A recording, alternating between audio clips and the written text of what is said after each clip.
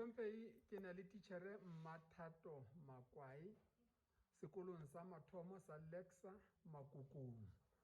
Lebatowa ke Thaba Putswa, setereke ke Maseru.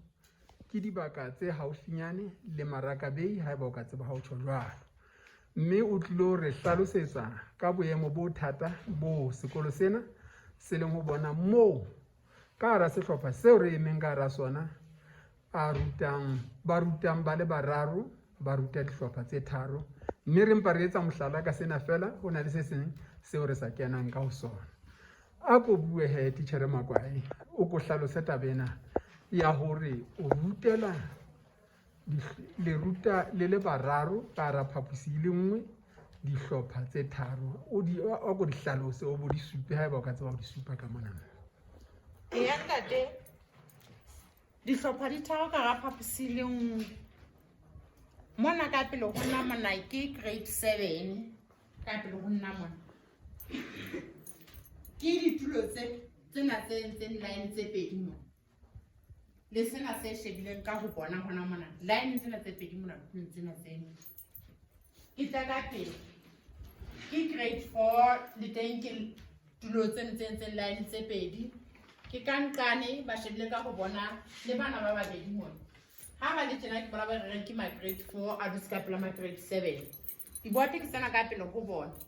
Bote e pela corner pela chart e pinki ke bote ya grade 7.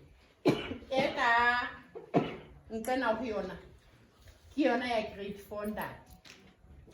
Ho bonolo ha kae mme ho ruta dihlopha tse arohaneng ha ka le sa 4 le sa 7 o bile o bapisitse diboto tseo ba balang ho tsona?